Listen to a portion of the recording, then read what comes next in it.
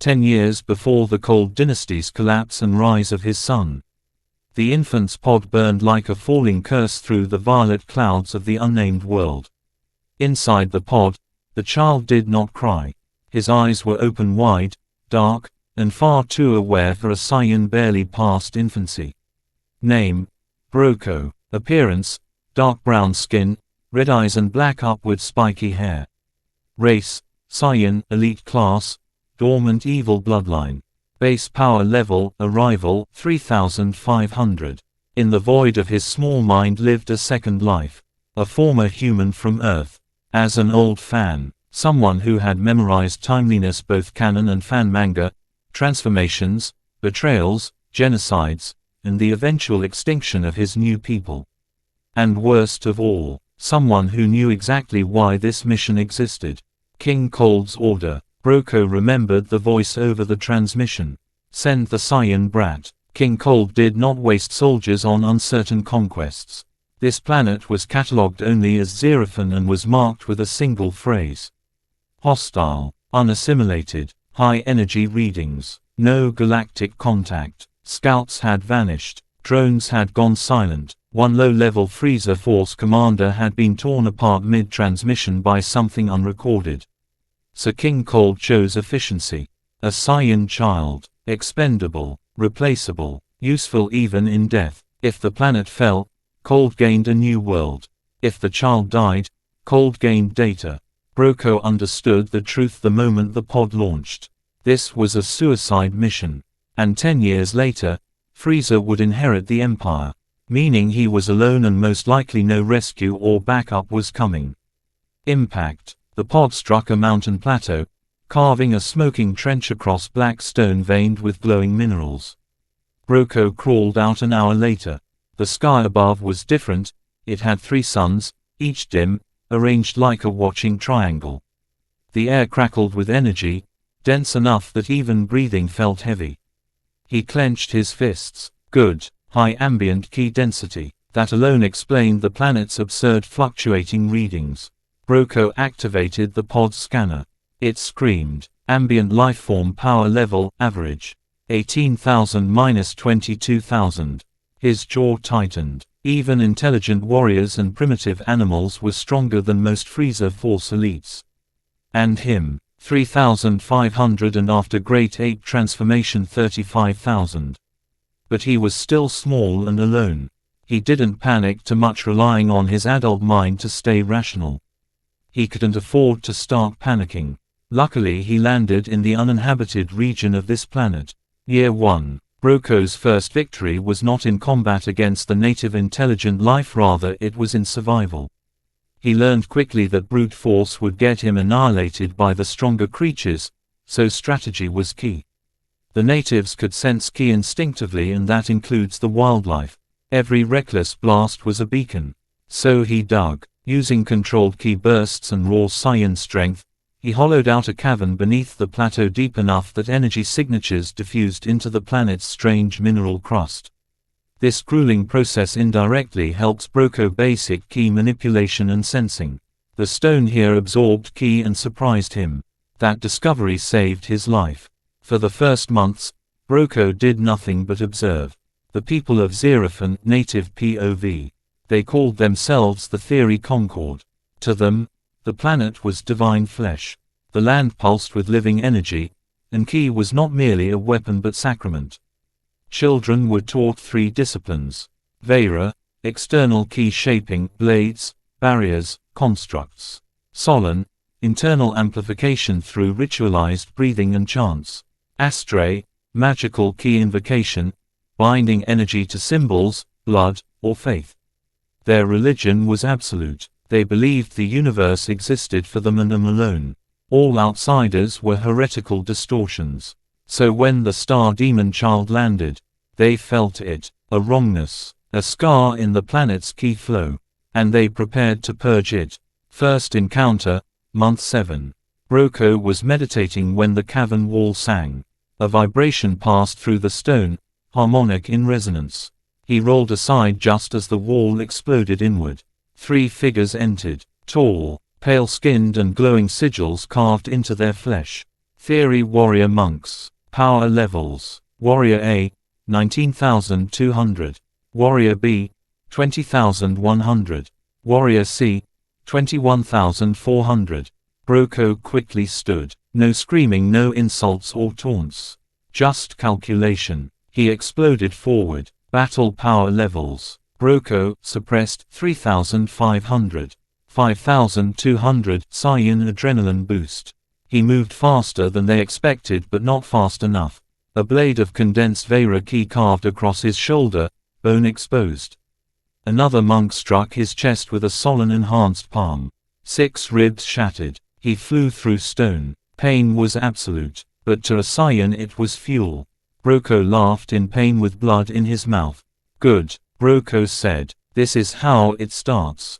He focused not on winning but on enduring as much as possible until he get away. 30 seconds dodging attacks, relying on his small stature, he manages escape deeper into the tunnels. Barely alive but excited at what was happening with his body. Zenkai Awakening Number 1. Broco healed in silence for weeks, eating weird bugs and lizard-type creatures he found crawling around in his current hideout, using controlled ki circulation, trying to mimic Kakarot when he fought Zamasu. New base power level, 10,800. Not enough win, not even close, but still an increase in survival. Years 2 to 3. Predation. Broco stopped hiding. He hunted selectively. Lone young warriors, injured scouts returning from hunts, and ritual pilgrims who live a semi-nomadic life. Never cities. Never large strong groups. He learned their key patterns, how astray magic slowed reaction time, how solemn breathing left micro-pauses. He turned their arrogance against them. Each battle nearly killed him. Each recovery forged him harder. By the end of the second year his power had gradually grown stronger at around 12,300. Notable engagement, Year 3. The first few months into the third year, my first single opponent. Opponent, Thorixo the Blade Seer. Power level, 24,600. Broco, pre-battle, 12,900. Broco, mid-battle rage boost, 15,382. He won by breaking an arm by ki overload and using to pierce his arm into the chest of the Theory native after he arrogantly dropped his guard, thinking battle was over. His injuries regenerated through Saiyan biology and a combination crude ki healing 1 week later. Year 3 came to an end. His power level was around 14,200 base.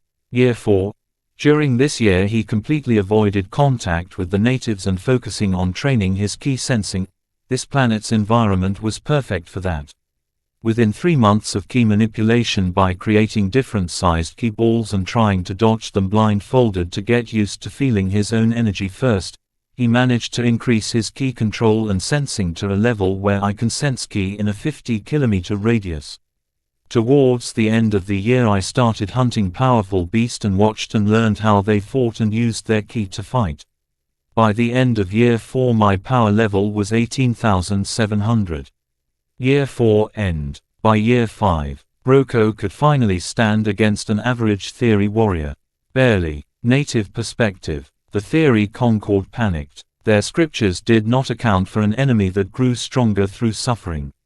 Their prophets declared Broco a living blasphemy that should be purged with ruthless efficiency. Entire orders were formed to hunt him. Temples burned as common people panicked and fear replaced arrogance. And the planet's ki responded. Year 6 to 8, War of Attrition. Broco established a surface fortress built from ki-hardened stone and salvaged Saiyan tech from his damaged pod. He trained relentlessly. Gravity training using compressed ki zones across the planet. Self-inflicted damage cycles for controlled zenkais against beasts equal to his base. Combat meditation under hostile ki-generated storms by the planet itself. Major battle, Year 8. Theory High Exarch, Astray Master. Power level, 31,000. Broco, suppressed base, 22,800. Broco, full power, 29,500. The battle lasted 6 hours, changing the landscape and even destroying sacred parts of the land. Mountains collapsed. The Exarch died screaming as his magic failed to contain Broco's Saiyan adaptation and mid-battle raw evolution. Having experienced countless magical attacks from both the planet and its inhabitants, Broco's Saiyan physiology adapted and grew immune to certain levels of magic. Final year. The planet was basically throwing dying tantrum. By year 10, Broco's base power level, 38,600. He no longer hid. He walked into the capital city. Alone. The theory gods did not answer their prayers. Their weak magic failed them now. Their belief shattered. Broco did not smile anymore. This world has shaped him into a cunning but savage Saiyan. His ki was now crimson, a reflection of his evil nature. He remembered King Cold, who was now probably retired. Frieza was in power by now. Planet Vegeta would fall in the near future. As the last temple fell and the Grand Mage along with his secret order set their final plan in motion, Broco looked to the stars. I survived your suicide mission. Chapter 2. Year 10 to 11 on Zerafin. Broco, base power level, 38,600. The night sky of Zerafin had learned to fear silence. Because silence meant him. Broco stood naked at the center of a scorched valley, rain hissing into steam against his skin. His dark body was a lattice of scars old and new, each one a record of survival written into his flesh. Above him, the moons began to rise. 3 of them. His tail twitched violently. He had avoided them long enough. The transformation hit him like a collapsing star, the oversaturation of Blute's waves coursing through his body from his pitch-black tail. The so-called curse of the ape. Bones expanded. Muscle detonated outward. Ki erupted in an uncontrolled inferno. The ground fractured as Ozaru emerged. Great ape power level, 386,000. The beast roared an ancient, hateful sound that carried across continents. The great ape was not merely strength, it was instinct, memory, genetic tyranny. Broco hated it at first because it ruled him. Unlike a normal elite, his great ape transformation was harder to gain control over due to his evil Saiyan bloodline stirring. Because every time it surfaced, he disappeared, and Broco needed more than power. He needed control. Compression theory, Broco's internal POV. The great ape isn't just a transformation. It's a release valve of instinct. Saiyan biology limited base output to preserve survival and reproduction. Ozaru removed that limiter by external stimulus. Broco's plan was heretical, dangerous and possibly fatal. He would not transform anymore. He would fold the ape inward. Compress 10 times the output. Maintain humanoid form. Permanently. The first attempt. He forced the transformation manually, triggering the ape through memory and ki stimulation, trying to simulate lunar light. Then he fought the beast within his own mind and inside his own body. Veins blackened, organs hemorrhaged, ki pathways overloaded. For 3 seconds, his humanoid form remained, but then his bones snapped from the pressure. His heart's minor circulation system ruptured. Broco almost died. He passed out. Zenkai threshold event. Saiyan biology rejected death and his cells rewrote themselves violently. Base power level, 38,600. Jumps to 46,900. But more importantly, something else stirred deep within. Something old. The ancient evil bloodline. Broco had known the obscure lore. Whispers of Saiyans before kings. Before clans. Before morality. Predator gods who consumed worlds not for conquest but for the hunger-strong opponents and challenges. King Cold had unknowingly sent one of them back into the universe. As Broco healed, black veins of ki etched faint patterns across his chest, not scars, but symbols. His ki felt heavier, thicker and passively hostile. Years 11 to 13. The hidden archives of magic he once overheard one native mention during his younger years on this planet. Broco found them beneath the capital ruins. A sealed theory research sanctum warded off because of belief. The greatest sin. Inside were experiments abandoned in terror. Theory experimental magic, overview. Astray augmentation rites. Temporarily rewrite ki output limits. Vera flesh binding.